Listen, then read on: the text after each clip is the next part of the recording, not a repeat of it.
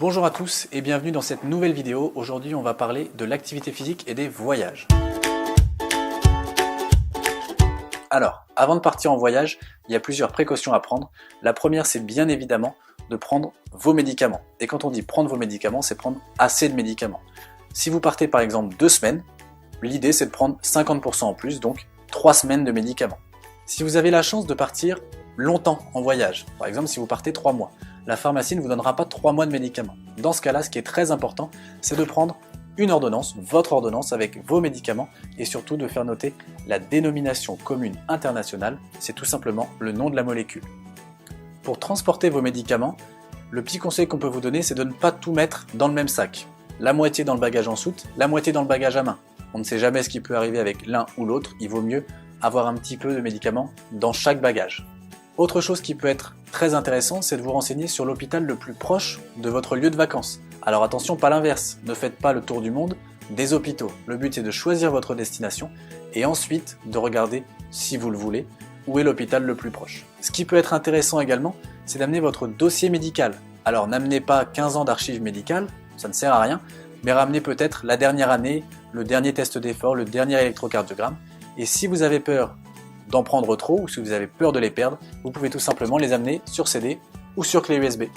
En cas de décalage horaire, vous avez 3 possibilités. Soit vous gardez votre montre à l'heure française, et vous gardez l'heure française tout au long de vos vacances, soit vous changez petit à petit, 1 heure tous les jours, soit vous vous calez directement sur la nouvelle heure une fois que vous arrivez à destination. Les 3 sont faisables, mais je vous conseille plutôt la dernière solution. Pour ça, le pilulier va être très utile. Par exemple, vous partez à New York.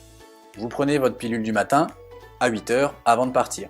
Vous arrivez à New York, avec le décalage horaire, il sera encore le matin.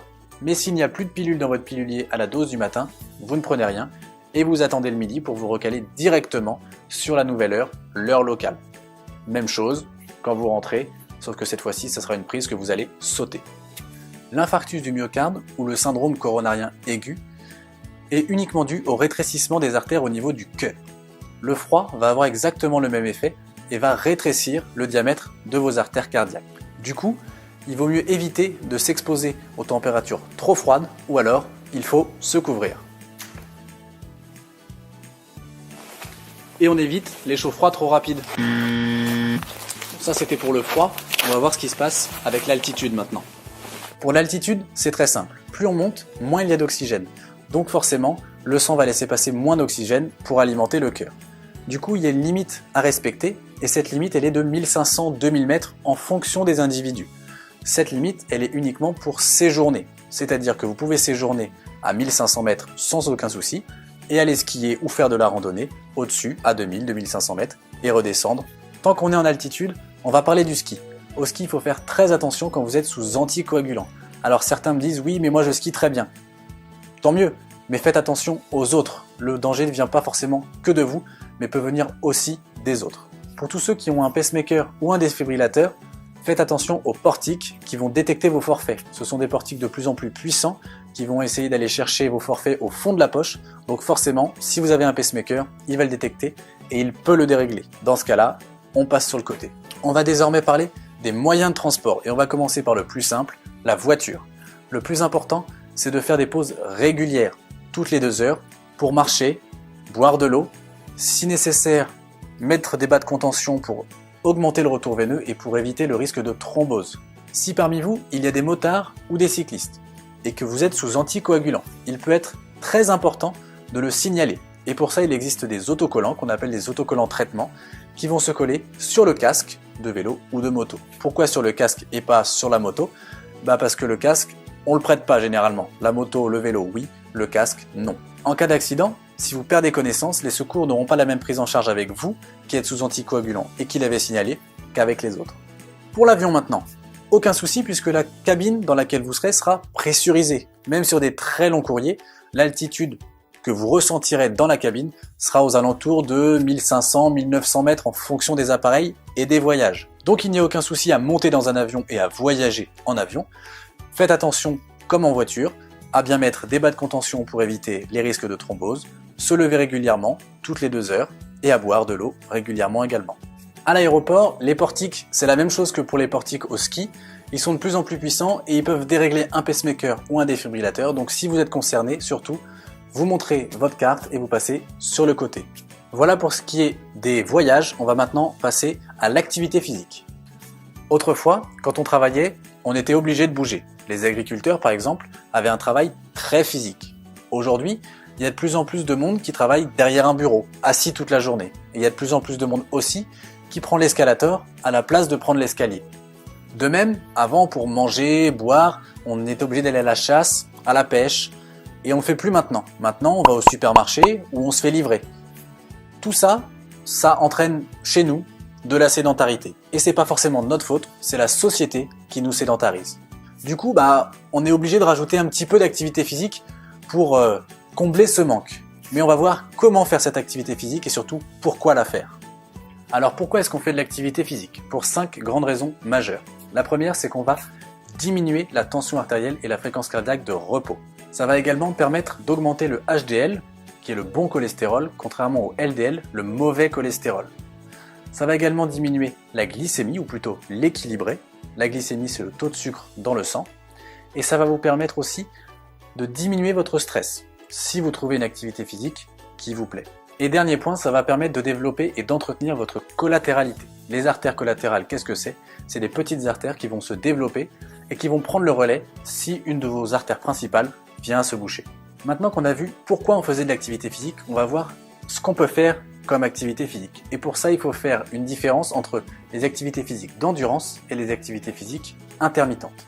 L'endurance, c'est très simple, c'est un effort qui est continu pendant une durée de 30 minutes minimum. Ça peut être la marche, le vélo, la course à pied, la marche nordique, etc. Les exercices intermittents, c'est tous les autres sports, toutes les autres activités physiques, le foot, le basket, le handball, le tennis, toutes les activités physiques où votre cœur va monter, puis redescendre, puis monter, puis redescendre. Nous, ce qu'on préfère, c'est que vous fassiez des exercices d'endurance, parce que ça va être bénéfique pour votre cœur, mais surtout, vous serez en sécurité. Ça ne veut pas pour autant dire qu'il faut arrêter ce que vous faisiez comme activité physique si ce n'était pas de l'endurance.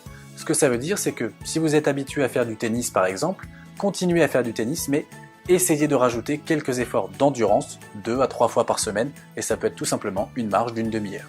Ces efforts intermittents, vous pouvez continuer à les faire. Par contre, ce qu'on préfère, c'est que vous les fassiez en loisir, c'est-à-dire ne pas faire de compétition, ne pas chercher à faire mieux qu'avant, mais plutôt à jouer par exemple au tennis, tranquillement, vous pouvez le faire sans aucun souci. Pour tout ce qui est sport de combat, judo, taekwondo, karaté, etc., et aussi le rugby, qui est un sport de contact. Il vaut mieux les éviter quand on est sous anticoagulants, puisque dès que vous allez vous cogner, vous allez saigner de façon plus importante que d'habitude, et vous pouvez trouver des façons alternatives de les faire. Ce ne sont pas les mêmes activités physiques, mais il y a par exemple du rugby touch sans plaquage. On va maintenant revenir sur 2 activités qui sont un petit peu particulières, et la première, c'est la plongée sous-marine. La plongée sous-marine, il n'y a aucun souci avec ce que vous aurez dans les bouteilles. Ce n'est pas de l'oxygène, c'est de l'air liquide, donc il n'y a aucun problème. Par contre, il peut y avoir un problème avec la pression quand vous allez descendre sous l'eau. Et là, c'est comme en altitude, il y a une limite, et la limite, elle est aux alentours de 5 mètres. Encore une fois, c'est une moyenne, c'est pas pour ça que tout le monde réagira de la même façon à 5 mètres. La deuxième activité physique un peu particulière, c'est le saut en parachute, et au sens large, toutes les activités extrêmes. Si vous n'avez pas l'habitude de faire ces activités, quand vous allez commencer à les faire, vous allez sécréter de l'adrénaline à cause du stress. Cette adrénaline va faire augmenter votre rythme cardiaque, et plus ça va monter, plus ça sera dangereux. À un moment donné, le cœur ne peut plus suivre et il sera obligé de s'arrêter. Le risque en faisant du saut en parachute par exemple, c'est tout simplement l'arrêt cardiaque. Ce qu'on essaie de vous dire là, c'est pas de ne pas faire ces activités, c'est juste que si vous ne les avez jamais faites, eh bien c'est pas le moment de commencer. On a vu ce qu'on pouvait faire comme activité, on a vu pourquoi on faisait l'activité, on va maintenant voir comment on fait cette activité physique. Il faut la faire suffisamment longtemps. Et nous, comme on en a parlé tout à l'heure pour l'endurance, on va vous préconiser une activité physique de 30 minutes minimum à chaque séance. Il faut le faire suffisamment souvent aussi. Donc ce qu'on va vous dire, c'est de le faire plutôt tous les jours, comme ça on est sûr que vous le ferez 4-5 fois par semaine, puisqu'il y a toujours des jours où on peut pas, où on est malade, où il fait pas beau, etc. Cela dit, ne culpabilisez pas. Il vaut mieux faire 20 minutes que rien du tout. Et pareil, il vaut mieux faire 2 fois 15 minutes que rien du tout. Le mieux est de faire 30 minutes à chaque fois, mais si vous n'avez pas la possibilité de le faire à cause du travail, de la maison, etc., 2 fois 15 minutes, c'est très bien. Et pour finir, au niveau de l'intensité, vous avez deux possibilités pour être à la bonne intensité au niveau cardiaque. La première, c'est l'échelle de Borg. Cette échelle, elle vous permet de quantifier votre essoufflement pendant l'effort. Nous, ce qu'on aime bien, c'est que vous soyez à 13. C'est un effort où vous pouvez parler, mais pas chanter. La deuxième possibilité, c'est l'entraînement à la fréquence cardiaque d'entraînement. Pour ça, il vous faut bien sûr un cardio-fréquence-mètre, comme celui que vous utilisez tous les jours à la maison avec la montre que vous vous apprêtez. L'idée étant de s'entraîner toujours dans la zone dans laquelle on vous demande de rester. Voilà, c'est tout bon, on a fini pour l'activité physique et les voyages. Surtout si vous avez des questions sur tout ce qu'on a vu depuis tout à l'heure, n'hésitez pas à nous les poser mardi pendant le créneau qui est prévu à cet effet. D'ici là, bonne séance à mardi.